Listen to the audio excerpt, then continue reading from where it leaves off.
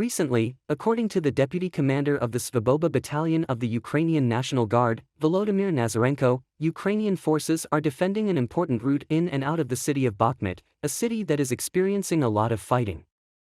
Most drastic today. According to Nazarenko, Ukrainian armed forces are guarding the Bakhmut-Kostiantynivka highway, which is currently quite stable. Similar to the entire Eastern Front, the situation around Bakhmut as well as its outskirts is like hell. The Bakhmut-Kostiantynivka highway is an important route for Ukraine to bring supplies into the city. Nazarenko also said Ukraine would not make any tactical changes, adding that Ukraine was taking a defensive stance. The Russian military is looking for weak points, trying to distract Ukraine by constantly fighting at the expense of our reserves, trying to combine different methods and tactics, he added. Nazarenko also dismissed the growing speculation about the possibility of Ukraine withdrawing its troops from the city. Ukraine will not withdraw, he said. On the contrary, new reserve forces are coming to strengthen the defense force. The entire battle area is under chaotic shelling, but the route to the city is not cut off. He concluded, "In this hell, every day seems to be endless. It is really difficult to count how many months Bakhmut has stood. However, Russia will not be able to capture this city." In an interview with CNN aired on March 5, German Chancellor Olaf Scholz said that the responsibility for ending the conflict in Ukraine remains on Russian President Vladimir Putin. Specifically, Scholz said, "In my view, Putin needs to understand that he will not succeed in this conflict and needs to withdraw his troops. This is the basis for negotiations." The German leader also acknowledged that the Russia-Ukraine war has reached a stalemate after a year and is causing great damage to Ukraine. However, he said he would not press Ukraine to make unprofitable compromises. "Every decision needs to be agreed to by Ukraine," Scholz said. At the same time, he also said that Putin clearly misjudged Ukraine's strength as well as the solidarity of all Kiev's allies in confronting Russia's special military operation. He added, "It is very difficult to judge what will happen next in Ukraine, but one thing is absolutely clear: we will continue to support Ukraine with financial, humanitarian aid as well as weapons." Besides, Mr. Scholz mentioned US President Joe Biden. "Biden is very well versed in international relations," Scholz said. "I think he's one of the most capable presidents in knowing how things are going in the world, which is very important at a time when the world is becoming more and more unsafe." On March 5, the Wall Street Journal cited sources as saying that US President Joe Biden had pressured the leaders of the Baltic states over the Russia-Ukraine conflict. A source familiar with the matter told the newspaper that Mr. Biden made some comments to the presidents of Latvia, Lithuania, and Estonia during his visit to Poland in late February. The source did not disclose exactly what Mr. Biden said, but stressed that his comments made leaders there question whether Washington believed Ukraine would win over Russia. The Wall Street Journal also pointed out that Ukraine's allies in Eastern Europe are emerging to think that the Kiev government will at some point come to the negotiating table with Moscow. During his trip to Poland, Mr. Biden joined NATO Secretary General Jens Stoltenberg, to attend the Bucharest 9 conference with countries such as Bulgaria and the Czech Republic. Poland, Hungary, Romania, Slovakia, Latvia, Lithuania and Estonia. In particular, the three Baltic states have vehemently criticized Russia for causing the war in Ukraine and regularly supported Kiev's calls for arms supplies. In late January, Kremlin spokesman Dimitri Peskov confirmed that Russia has noticed an increasingly aggressive attitude of the Baltic states and Poland towards the conflict in Ukraine. "It is clear that they want to do everything to escalate tensions without thinking about the consequences," Peskov said. On March 5, hundreds of people gathered on Red Square in Moscow to commemorate the 70th anniversary of the death of the late Soviet leader Joseph Stalin. Those who came to the memorial brought Soviet flags and portraits of Stalin to participate in the ceremony. During his three-decade rule, Mr. Stalin witnessed rapid industrialization along with the Soviet victory over Nazi Germany. With Russia embroiled in a conflict with Ukraine, which the Kremlin sees as a new battle for the nation's survival, some have suggested that Stalin's previous measures would be effective. Consequences for the situation in Russia today. In the present moment, what the Moscow government lacks today is the rigidity in decision-making, as well as in personnel management, said Sergei Udaltsov, Russia's leftist politician. Surveys in 2021 conducted by the Levada Center of Russia show that 45% of those surveyed expressed respect for leader Stalin, another 48% supported the construction of his monument. Since the conflict in Ukraine began, the Kremlin has asserted that it is fighting neo-fascists in Ukraine and described its campaign as putting an end to public injustice. Unfinished business from World War II. The African Olympic Committee said on March 5 that athletes from Russia and Belarus should be allowed to compete at the 2024 Summer Olympics in Paris. According to a statement posted on Twitter, the Association of African National Olympic Committees said members had unanimously decided to support Russian and Belarusian athletes to participate in all national competitions. Economic. This follows calls from the US into 30 other countries to impose bans on Russian and Belarusian athletes from international sports tournaments because of Russia's campaign in Ukraine. The International Olympic Committee, IOC, sparked controversy in January when it announced plans to have Russian and Belarusian athletes participate in the 2024 Summer Olympics in Paris and the 2026 Winter Olympics in Milan. These athletes will compete as neutrals, not on a national basis. In its announcement at the end of January this year, the IOC emphasized its strong commitment to the unifying mission of the Olympic movement, and asserted that no athlete should be prevented from competing solely because of his nationality. The African Association said on March 5 that its decision was in line with the position of the IOC and President Thomas Bach, which would allow Russian and Belarusian athletes to participate in the Paris 2024 Olympic Games as neutrals. Regarding the tense situation in Asia, North Korea has accused the United States of being responsible for the collapse of the international arms control system and affirmed its nuclear weapons development programs. Pyongyang's response is a legitimate response to ensure a balance of power in the region. According to a statement from North Korea's foreign ministry, quoted by state news agency KCNA on March 4, Pyongyang said the U.S. had turned the Korean peninsula into the world's largest war training ground. The recent moves of the U.S. along with South Korea and Japan show that the U.S.-led drills have crossed the line. The recent moves of the U.S. along with South Korea and Japan show that the U.S.-led drills have crossed the line. The comments from Pyongyang follow the announcement on March 3 by the U.S. and South Korea that the two countries are planning to conduct large-scale military exercises from March 13 to 23 to strengthen defense against possible attacks from North Korea. Pyongyang has repeatedly warned that the U.S. military exercises in the Korean peninsula are escalating tensions and making the regional situation more and more complicated. Meanwhile, Russia's Russian media Monitor news channel has just shared notable observations about the possibility of Beijing's military aid to Moscow, and warned of the risk of a conflict between the U.S. and China in the future. According to Newsweek, in a program shared on social media on March 3, Nikolai Vavilov, a China expert, suggested that Beijing could provide military aid to Moscow, despite the offer of peace. Recently, because Ukraine has received military aid from many Western countries, it is possible that China still abides by the limits of international law and will not actively supply weapons to a party to a conflict. However, Beijing can still handle very skillfully to break the constraint. Mr. Vavilov said.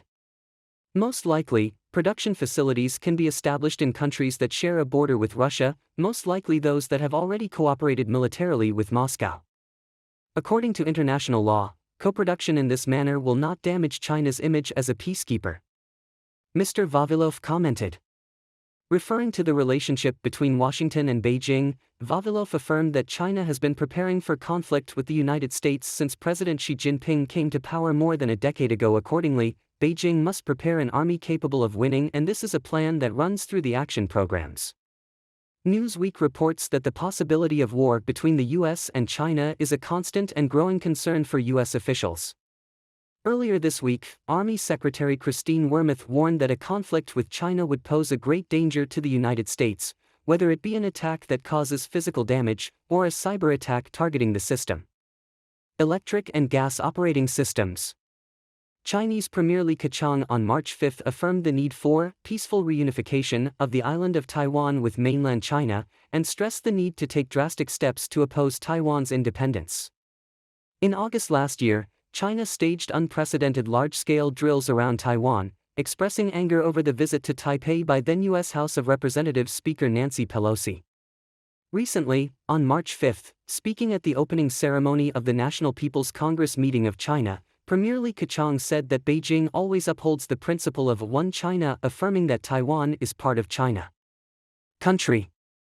Li said that the Chinese government should thoroughly implement the party's policies on settling the Taiwan issue, take drastic steps to oppose Taiwan independence and promote peaceful reunification. We should promote the peaceful development of cross-strait relations and move towards the peaceful reunification of China, Li told about 3,000 delegates at the Great Hall of the People in Beijing.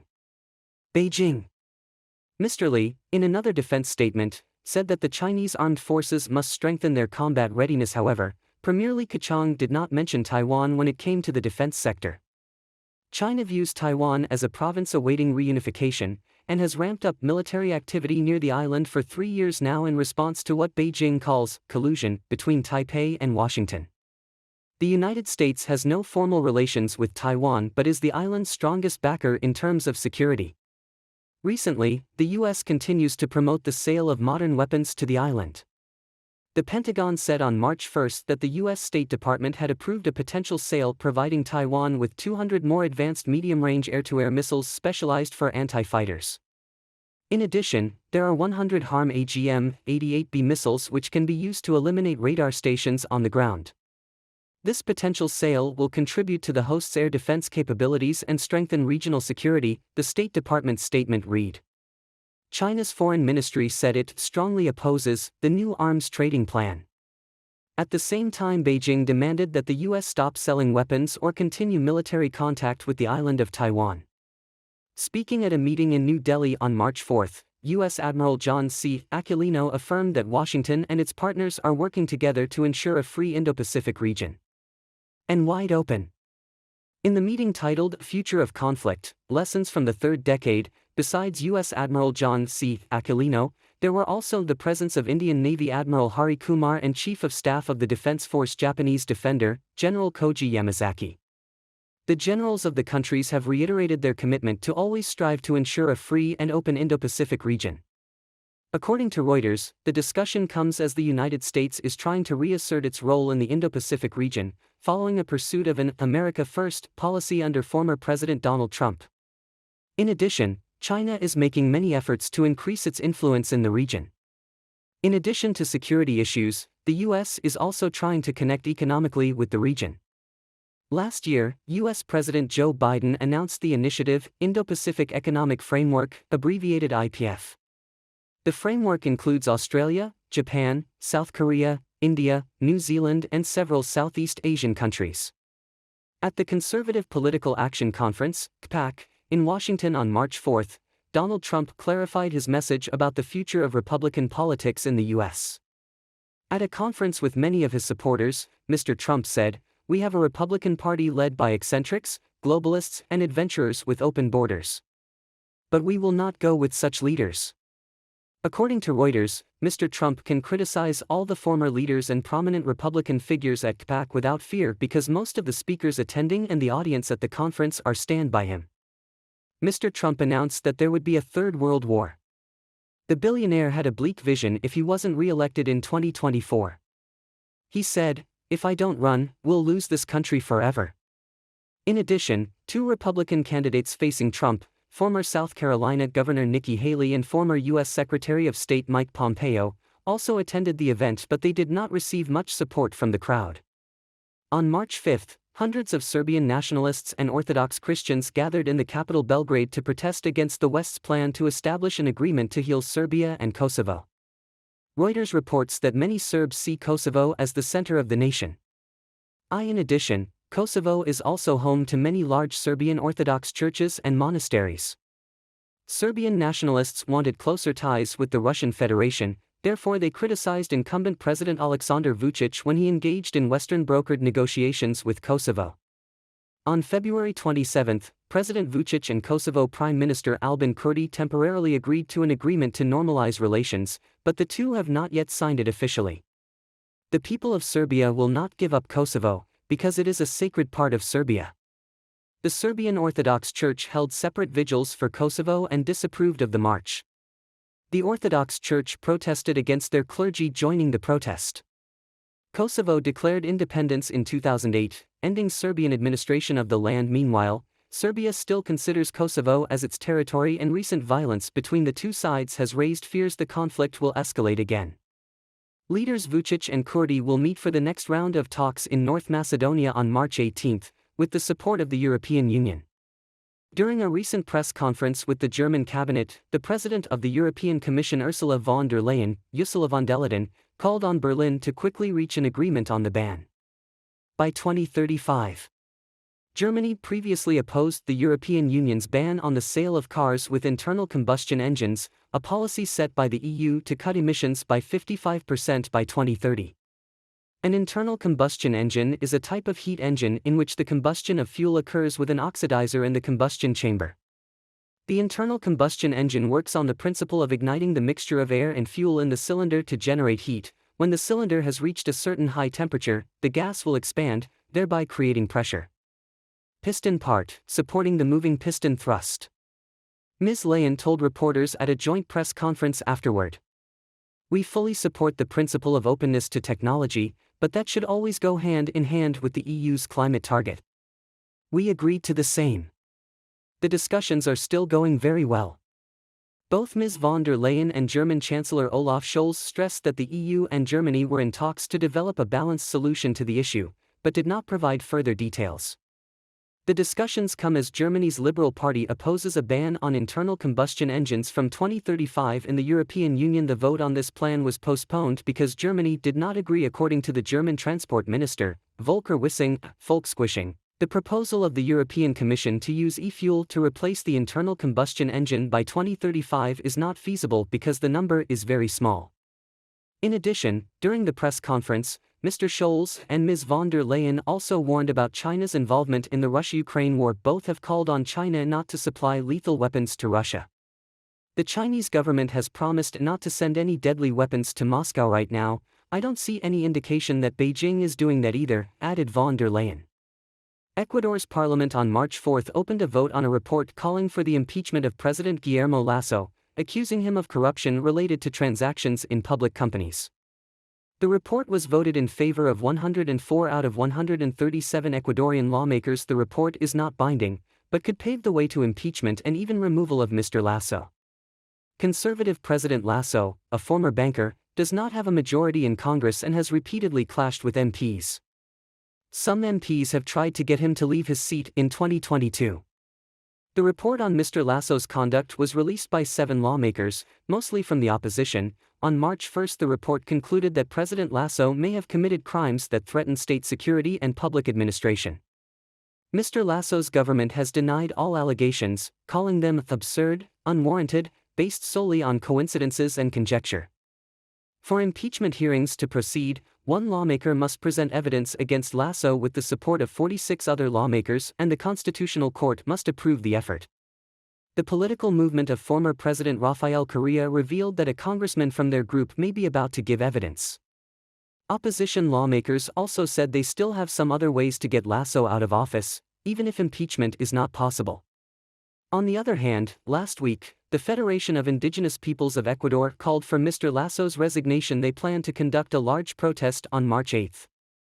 Over the weekend, hundreds of Tunisians defied a ban on demonstrations to gather in a rally to demand the government's release of political prisoners. According to information from Reuters, the North African country is currently going through a deep political crisis.